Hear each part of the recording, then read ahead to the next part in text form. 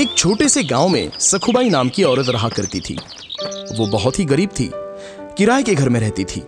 उसके पति को गुजरे 2 साल हो गए थे। उसे एक लड़का भी था, उसका नाम था राजेश। वो पढ़ाई में बहुत ही होशियार था। पति के गुजरने के बाद घर चलने की सारी जिम्मेदारी सखुबाई के कंधों पर आई थी। साथ में राजेश की पढ़ाई का बोझ भी था। सखुबाई हमेशा सोचती कि उसका बेटा एक दिन बड़ा अफसर बने। सखुबाई जब काम करती तो राजेश भी उसके साथ जाता। सखुबाई लोगों के घर जाकर बर्तन मांजती तो कहीं खाना बना देती, तो राजेश बैठे बैठे लोगों के घर आए अखबार को बड़े ध्यान से पढ़ता।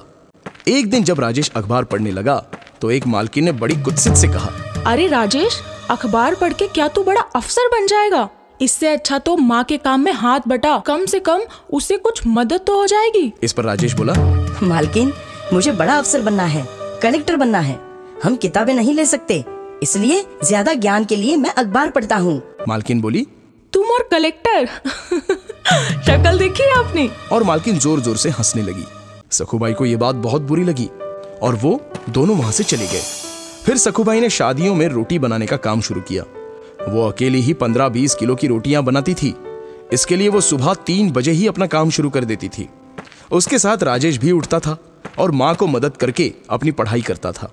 एक दिन अचानक मकान मालिक उनके पास आए और बोले, क्या सखुबाई, तुम और तुम्हारा बेटा 3 बजे ही उठ जाते हो और ये लाइट जलाते हो? बिजली का बिल ज्यादा आ रहा है तुम्हारी वजह से। एक तो बिल ज्यादा दिया करो या फिर कमरा खाली कर दो।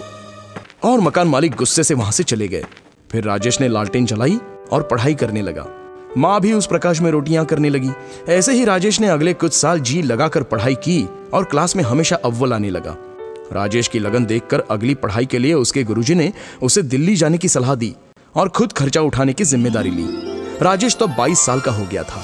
फिर क्या था, राजेश दिल्ली चला गया और वहां खूब पढ़ाई की। वो घंटों लाइब्रेरी में किताबें पढ़ता रहता। फिर एक दिन जब एग्जाम का टाइम आया, जाते जाते किसी गाड़ी वाले ने उसे ठोक दिया। राजेश जमीन पर गिर गया। उसके सिर और बाएं हाथ को चोट आई। अब वो सोचने लगा, मेरे बाएं हाथ में चोट लग गई है और सिर से खून भी बह रहा है। इस हालत में अस्पताल जाऊं या एग्जाम देने? अगर अस्पताल गया तो मेरा ये पूरा साल बर्बाद हो जाएगा और मेरे लिए मुमकिन नहीं है ये। फिर दिल्ली में रहने का मेरा खर्चा भी कौन उठाएगा? मेरे सिर्फ बाएं हाथ पर चोट लगी है, पर दायां हाथ तो अभी अच्छा है। मैं इस हाथ से एग्जाम दूंगा। और फिर राजेश वहां से सीधा परीक्षा केंद्र गया और परीक्षा दी। परीक्षा देने के बाद राजेश अस्पताल में भर्ती हुआ और इलाज करवाया। राजेश ने अस्पताल में भी पढ़ाई जारी रखी और इंटरव्यू अटेंड किया। फिर कुछ दिन के लिए राजेश माँ के पास गांव वापस चला गया। कुछ दिनों बाद रिजल्ट के दिन माँ ने अखबार खरीद कर लाया और राजेश को परिणाम देखने को कहा। राजेश ने रिजल्ट देखा तो उसने जोर से चीख निकाली, माँ, मैं पास हो गया, तुम्हारा बेटा अफसर बन गया, मैं कलेक्टर बन गया हूं माँ। ये सुनते ही माँ की आंखों से आंसू आ गए और वो दोनों रोने लगे। तो दोस्तों, क्या समझे इस कहानी से कि हमें हमेशा अपना लक्ष्य प्राप्त करने के लिए मेहनत करनी चाहिए। दुनिया चाहे हम पर हंसे या मजाक उड़ाए, लेकिन हमेशा अपने लक्ष्य का पीछा करना चाहिए। कामयाबी जरूर मिलती है। एक बार की बात है, काशीपुर नाम के एक गांव में जगन नाम का एक भिखारी अपनी बेटी गौरी के साथ रहता था। गौरी की मां का गांव में फैली महामारी के कारण देहांत हो गया था और जगन को ठीक से दिखाई नहीं देता। इसी वजह से उसे कहीं काम नहीं मिलता और मजबूरन उसे पेट पालने के लिए अपनी बेटी गौरी के साथ भीख मांगना पड़ता। लेकिन गौरी को भीख मांगना पसंद नहीं था। वो पढ़ना लिखना चाहती थी। जब भी गौरी पिता के संग गांव के सेठानी के घर भीख मांगने पहुंचती तो वहां उनके बेटे राजू को पढ़ते लिखते देख उसे खुद के लिए बहुत बुरा लगता और ये देख सेठानी ताने देते हुए कहती, हरिया, देख दरवाजे पे फिर से वही भिखारी होगा। कुछ भीख देकर उसे भगा जल्दी से। गांव में एक भी अस्पताल नहीं है और अगर इन मनहूसों की महामारी मेरे बेटे राजू को लग गई तो मैं क्या करूंगी? ये सुन दोनों दुखी होकर वहां से चले गए। तब गौरी ने कहा, पिताजी, सारा गांव हमसे दूर क्यों भागता है? क्या हम बुरे लोग हैं? तो पिताजी ने कहा, अरे नहीं बेटा, बुराई तो हमारी गरीबी और इनकी सोच में है। पिताजी, एक दिन मैं डॉक्टर बनकर आपकी आंखों का इलाज करूंगी। मैं इस गांव में एक अस्पताल भी खोलूंगी। बेटी, हमारे लिए तो 2 वक्त की रोटी जुटाना ही बड़ा कठिन है। ये सब तो बड़े लोगों के सपने हैं। काश मैं तुम्हारे लिए कुछ कर पाता। तभी एक औरत ने गौरी को पास बुलाया और कहा, अरे ओ गौरी, अगर तुम हमारा टॉयलेट साफ कर दोगी तो मैं तुम्हें कुछ रुपए भीख दूंगी। गौरी ने उनकी बात मानी और उनका टॉयलेट साफ कर दिया। लेकिन गौरी को ये बात बहुत ही बुरी लगी। तभी गौरी ने यह फैसला कर लिया कि वो डॉक्टर बनेगी। गौरी ने अपने पिता को मंदिर के बाहर रहीम चाचा के पास बिठा दिया और वो खुद कई दिनों तक खिलौने गांव में बेचकर पैसे कमाने लगी। और फिर एक दिन गांव के शिक्षिका रेनू दीदी से मिलकर वो गांव के सरकारी स्कूल में पढ़ने जाने लगी। अब गौरी रोज स्कूल से आने के बाद खिलौने बेचती और पैसे कमाती और अपने पिता की देखभाल करती। गौरी रात रात भर जग कर पढ़ाई किया करती और हमेशा अच्छे अंकों से पास होती। गौरी की हिम्मत और सफलता देख सेठानी और अन्य गांव के लोग सभी हैरान थे और वो जगन और गौरी से जलने भी लगे थे। पता नहीं ये भिखारन पढ़ लिख कर कौन सा डॉक्टर कलेक्टर बन जाएगी, मैं अभी देखती हूँ। गौरी हर साल अच्छे अंकों से पास होती और शिक्षिका रेनू भी गौरी की पढ़ाई में खूब मदद करती। धीरे धीरे समय गुजरता गया और गौरी बड़ी होती गई। उसने अपनी मेहनत और लगन से अपनी स्कूल की पढ़ाई पूरी की और आगे डॉक्टर की पढ़ाई पढ़ने के लिए कॉलेज में दाखिले के लिए इम्तिहान दिया और इम्तिहान में टॉप भी किया। ये खबर सुनकर गौरी के पिता और शिक्षिका रेनू दोनों बहुत खुश हुए। पिताजी, डॉक्टरी के पढ़ाई के लिए मुझे स्कॉलरशिप भी मिला है। लेकिन अब गौरी को अपने पिता को छोड़कर डॉक्टर की पढ़ाई के लिए शहर जाना था। वो उदास हो गई। तब रेनू ने कहा, गौरी, तू फिक्र मत कर, यहाँ सब मैं संभाल लूंगी। तू बस शहर जा और जल्दी ही डॉक्टर बनकर आना। गौरी पढ़ाई के लिए शहर चली गई। गुजरते समय के साथ वो अपने सपने की तरफ तेजी से कामयाबी के साथ बढ़ रही थी। कई दिनों तक उसकी कोई खोज खबर नहीं आई। कुछ साल बाद गांव में दोबारा महामारी की बीमारी तेजी से फैल गई और रेनू के पिता सहित सेठानी और उसका बेटा राजू सभी बहुत बीमार हो गए और नगर के एक छोटे से सरकारी अस्पताल में पड़े रहे। पर कई दिनों से कोई डॉक्टर नहीं आया। सब बहुत दुखी और उदास भगवान से जिंदगी की प्रार्थना करने लगे। तभी एक नर्स ने सभी को खबर दी, अब तुम लोगों को चिंता करने की जरूरत नहीं। आज सरकार की तरफ से शहर की सबसे बड़ी डॉक्टर साहिबा आपका इलाज करने आने वाली हैं। ये खबर सुन गांव वाले बहुत खुश हो गए। तभी हॉस्पिटल के सामने एक कार आकर रुकी और उसमें से एक डॉक्टर उतरी। नगर सरपंच ने उन्हें माला पहनाकर उनका स्वागत किया। जब वो अस्पताल के अंदर आई तो उसे देख सभी हैरान रह गए, क्योंकि वो डॉक्टर कोई और नहीं बल्कि वही भिखारन लड़की गौरी थी। गौरी ने अपने पिता के पैर छूकर उनका आशीर्वाद लिया और फिर उसने सभी गांव वालों का इलाज करना शुरू किया। गौरी के इलाज से ही कुछ दिनों में सभी ठीक हो गए। गौरी ने अपने पिता की आंखों का ऑपरेशन करवाकर उनकी रोशनी भी वापस लाई। गौरी की मेहनत, लगन और सफलता की वजह से एक बार फिर सारा गांव महामारी से पूरी तरह मुक्त हो गया और सेठानी सहित बाकी गांव वालों को अपनी गलती का एहसास हो गया। वो सभी गौरी को फूल मालाओं का हार पहनाकर उसके नाम का जय जयकार करने लगे और ये देख गौरी के पिता का सीना गर्व से चौड़ा हो गया। तो बच्चों, इस कहानी से हमें ये सीख मिलती है कि अगर गौरी की तरह मेहनत, लगन और दृढ़ निश्चय से किसी काम को किया जाए तो उसमें हमें कामयाबी जरूर मिलती है।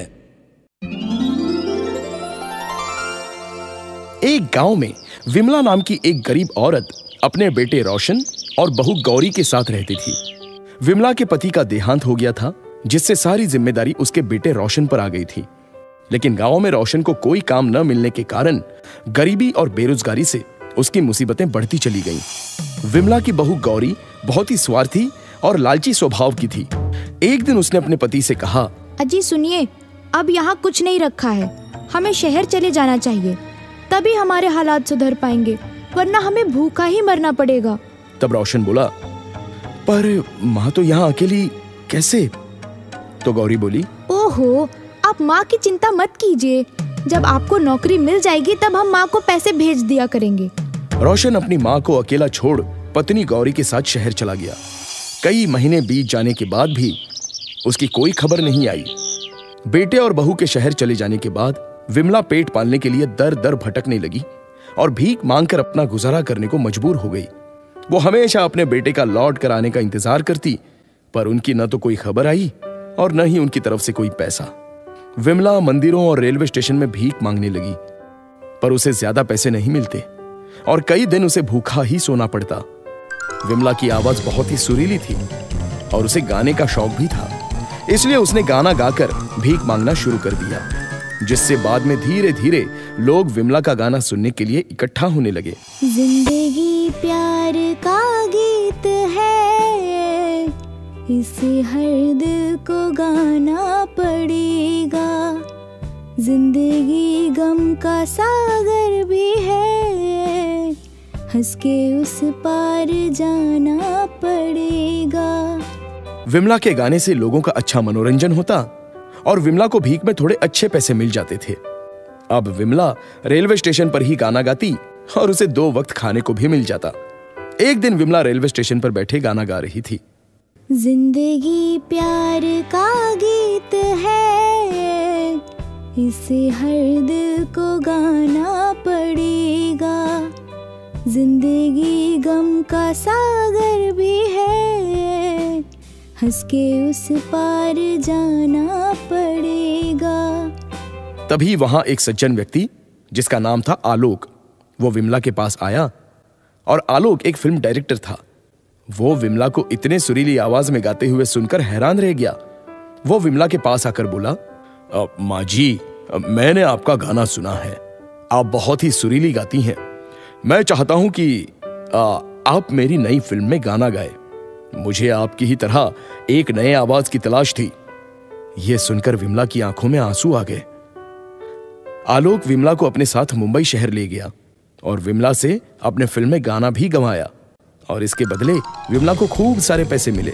देखते ही देखते विमला का गाया हुआ गाना हर जगह खूब सुनने में आया और पसंद भी किया जाने लगा। वो हर जगह खूब मशहूर हो गई। अब विमला की जिंदगी पूरी तरह से बदल चुकी थी। वो एक भिखारन से मशहूर गायिका बन गई थी। उसे टीवी, न्यूज़पेपर में हर जगह दिखाया जाने लगा। एक दिन जब गौरी ने अपनी सास विमला को टीवी पर देखा तो उसकी आंखें फटी रह गई। उसके मन में पैसे का लालच जाग उठा। उसने तुरंत ही अपने पति रोशन को ये बात बताई और बोली, अजी, ये देखिए माँ जी टीवी पर। अब वो काफी मशहूर और अमीर बन चुकी हैं। कितने साल बीत गए, हम माँ जी से नहीं मिले। अब हमें उनके पास चलना चाहिए। आखिर हमारे सिवा उनका है ही कौन। तब रोशन ने कहा, हाँ, तुम ठीक ही कहती हो। रोशन और गौरी दोनों विमला के पास पहुंचे, जहां वो एक बड़े बंगले में रहती थी। सिक्योरिटी गार्ड ने दोनों को अंदर जाने से रोका। तब विमला ने अपने बेटे की आवाज सुनी और वो फौरन बाहर आई और अपने बेटे को देख विमला की आंखों में आंसू छलक पड़े। उसने फौरन अपने बेटे को गले से लगा लिया और रोती हुई बोली, मेरा बेटा, आज याद आई तुझे अपनी माँ की? मैंने तुझे कितना तलाश किया। अपनी माँ की ऐसी ममता और प्रेम को देखकर रोशन और गौरी दोनों को अपनी गलती का पछतावा हुआ और दोनों ने माफी मांगी। और माँ के लिए अपने बच्चों की खुशी से बढ़कर और कुछ भी नहीं होता है। इसलिए विमला ने दोनों को माफ कर उन्हें गले से लगा लिया। तो बच्चों, माँ की खुशी से बढ़कर दुनिया में और कुछ भी नहीं। इसलिए हमें अपने स्वार्थ को त्याग कर अपने माँ बाप को कभी अकेला और बेसहारा नहीं छोड़ना चाहिए।